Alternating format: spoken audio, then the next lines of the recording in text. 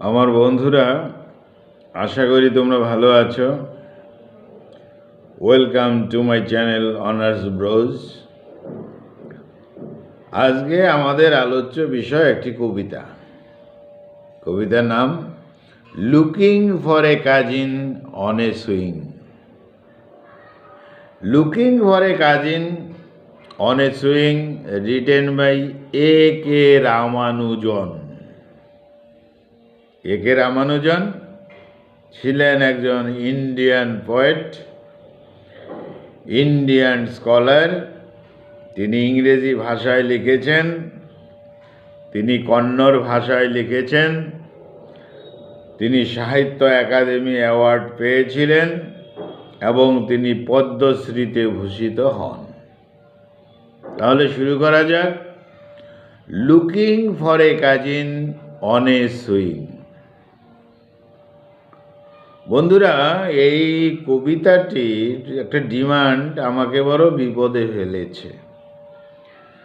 আমি ব্যক্তিগতভাবে এই কবিতার বিষয়বস্তু নিয়ে আলোচনা করতে খুব একটা রাজি ছিলাম না, কিন্তু স্টুডেন্টস ডিমান্ড মানতেই হয়। এরকম আরেকটি কবিতা রয়েছে, to his mistress going to bed, written by John Donne. এই কবিতাগুলোর বিষয়বস্তু একটু আলাদা। ট্রেডিশন, পরম্পরায় কোথাও আঘাত লাগে, যদিও সত্য কথা, তাই একটু রুচিতে বাধে, তবু বলছি। তাহলে আজকে আমাদের কবিতা looking for a cousin on a swing, অর্থাৎ খুঁজে বেড়াই সেই কাজিনকে দোলনায়। ইন্ডিয়ান বা বাংলা কালচার থেকে এই কবিতার বিষয়বস্তু একটু হলেও দূরে, একটা পরম্পরা বিরোধী এই কবিতার বিষয়বস্তু। হয়তো তোমার মনকেও সমর্থন করবে না, হয়তো এমনও হতে পারে তোমার রুচিতে বাঁধবে, তবু পড়ার বিষয় পড়তে হবে, সত্যকে উদ্ঘাটন করতে হবে। এই কবিতায় তথাকথিত ভাই বোনের যে সম্পর্ক, পবিত্র সম্পর্ক,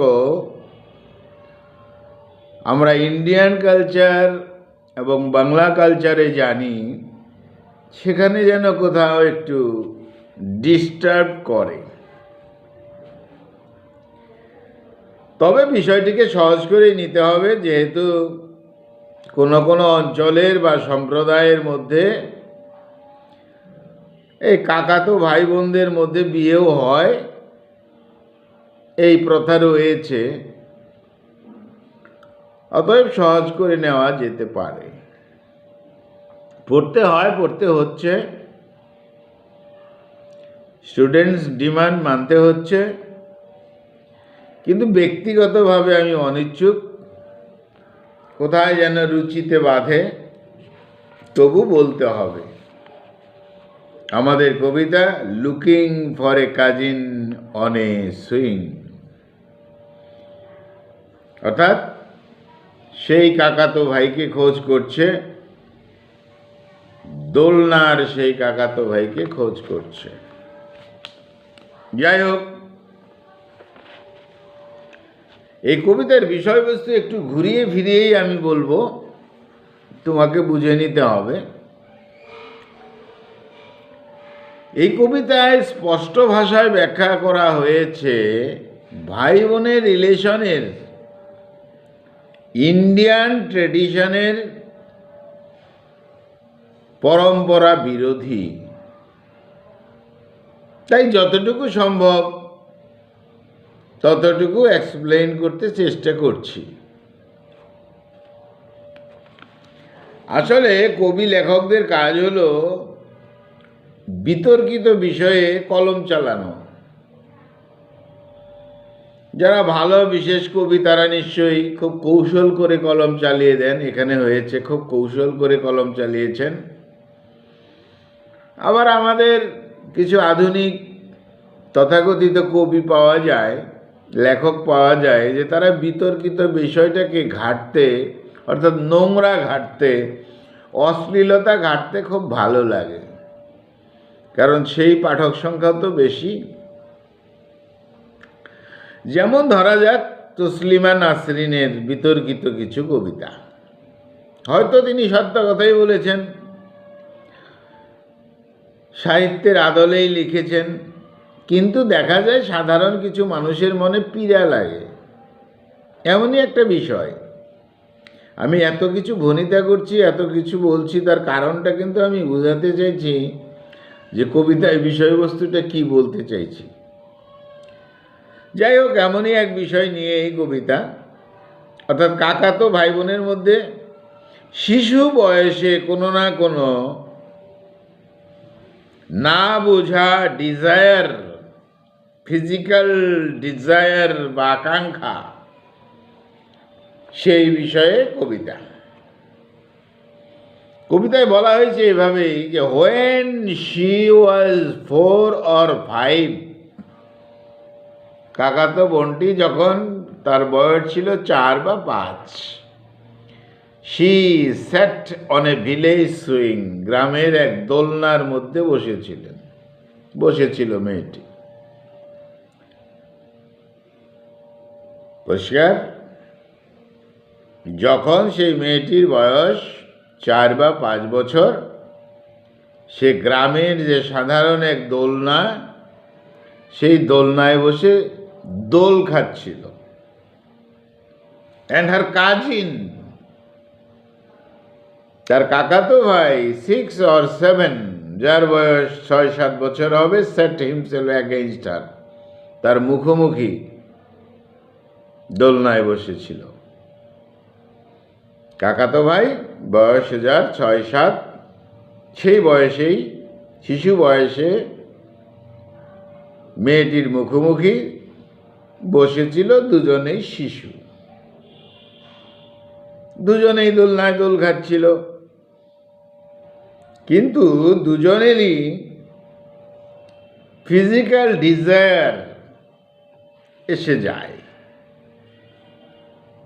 যাই হোক, সেই ফিজিক্যাল ডিজায়ারের পরে কবি এখানে বলেছেন, উই ক্লাইম্বড এ ট্রি, আমরা একটা ছোট্ট গাছে উঠলাম, নট ভেরি টল, খুব একটা লম্বা গাছ নয়, ফুল অফ লিভস, তবে গাছটি পাতা ভর্তি গাছ। সেখানেও আমরা পাশাপাশি ছিলাম, কাছাকাছি ছিলাম, সেখানেও আমাদের মনের মধ্যে কিছু ডিজায়ার এসেছিল। এখানে একটা সিম্বলিক রয়েছে, এখানে একটা সিম্বলিক বিষয় রয়েছে যে অ্যাডাম এবং ইভ, তারা জ্ঞানবৃক্ষের ফল খাওয়ার পর তাদের মধ্যে একটা ফিজিক্যাল ডিজায়ার এসেছিল।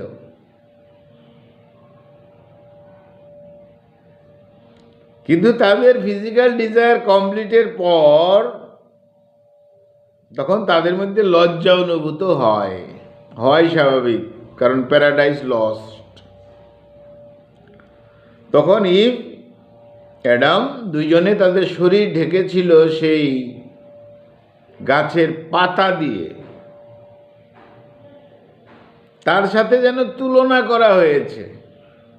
এখানেও এরকম একটি গাছ ছিল, সেই গাছেও ওই ছেলেটি মেয়েটি পাশাপাশি বসেছিল, তাদের মধ্যেও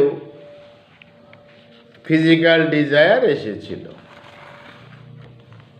যাই হোক, এই ডিজায়ারটাকে বলা হয়েছে ইনোসেন্ট অ্যাক্টিভিটি, না জেনে না বুঝে শিশু বয়সের অ্যাক্টিভিটি।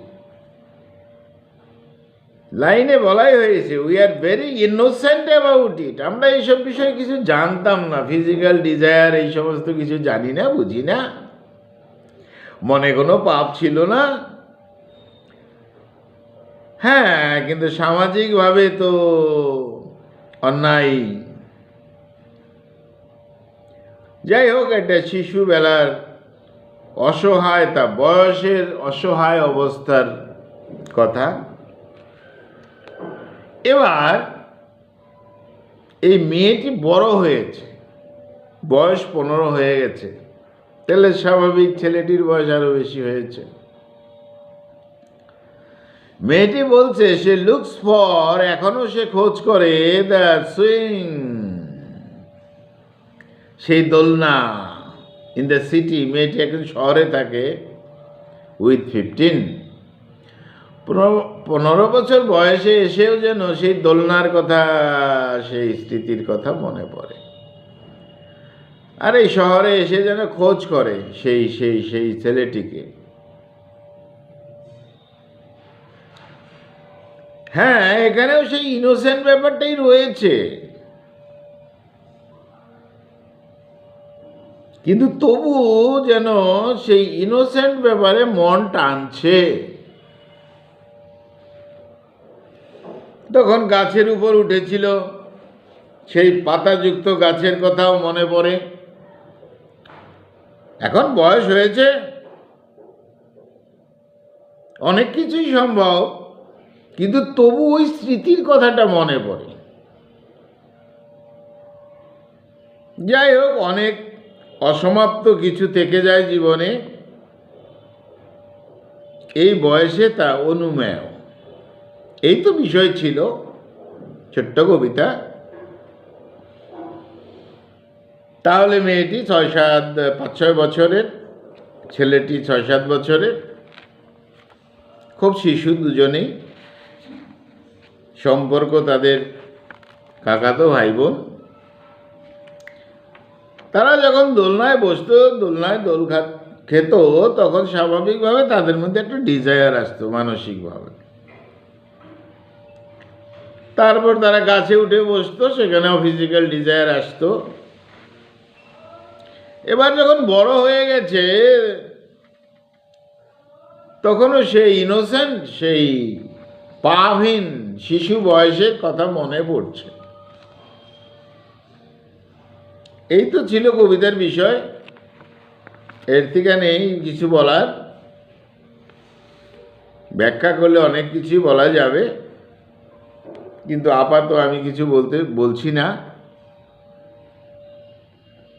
বন্ধুরা, তোমরা বুঝে নেবে, তোমরা কবিতাটি পড়বে, এটা তোমাদের উপরেই দায়িত্ব থাকছে। তো স্বাভাবিকভাবে আবার বলছি, কবি লেখকদের কাজ হলো বিতর্কিত বিষয়ে কলম চালানো, এটা তাদের কাজ। আর বিতর্কিত বিষয় নিয়েই অনেক বড় হয়। আমি এখানে একে রামানুজনকে কিছু বলছি না, তিনি পোয়েট, তিনি স্কলার ব্যক্তি, চিকাগো ইউনিভার্সিটিতে তিনি কাজ করেছেন, এইসব তিনি সম্মানিত ব্যক্তি। তিনি একটা সঠিক পয়েন্ট ধরেছেন, সেখানেই কলম চালিয়েছেন, আর তার জন্যই এই ফসলটা ফলেছে। আমরা অনেক সময় পৃথিবীতে, জগতে, সংসারে অনেক কিছুই কঠিন সত্য অনুভব করি, কিন্তু সেই কঠিন সত্যগুলোকে উদ্ঘাটন করতে, বিশ্লেষণ করতে ভালো লাগে না। সত্য হলেও ভালো লাগে না, কঠিন সত্য। যেমন আরেকটি কবিতার নাম বলছি আমি, two his mistress going to bed, তার প্রেমিকাকে নিয়ে বা তার স্ত্রীকে নিয়ে বিছানায় যাওয়া। লিখেছেন কে? জন ডান, সাংঘাতিক কিছু লিখেছেন। কিন্তু সেই কবিতা বিশ্লেষণে মনে হয় যেন অশ্লীলতা কিছু বলছি। আর সম্পর্কটা তো আমাদের টিচার স্টুডেন্ট, সেই জন্য অনেক স্পষ্ট কথা স্পষ্ট করে বলায় একটু বাধা থেকেই যায়। তবু আবার বলছি, এত ভনিতা করার কারণই হলো যেন ভনিতার মাধ্যমেই তোমরা বুঝতে পারো যে আমি কি বলতে চাইছি, অন্য কোনো কারণ নেই। আমার রুচিতে পাচ্ছে না বলছি, তবু বলছি সত্য কথা। এইসব আমি অনেক কথাই বললাম, কিন্তু এই কথার মূল কারণটা হলো যেন তোমরা এই ভনিতার মধ্য দিয়ে তোমরা ব্যাপারটাকে বুঝতে পারো, এই জন্যই করছিলাম, এই জন্যই বলছিলাম। যাই হোক, তাহলে আমাদের আজকের কবিতা ছিল looking for a cousin on a swing, written by A.K. Ramanujan. বন্ধুরা ভালো থেকো, আমার চ্যানেলটা সাবস্ক্রাইব করো। Thank you.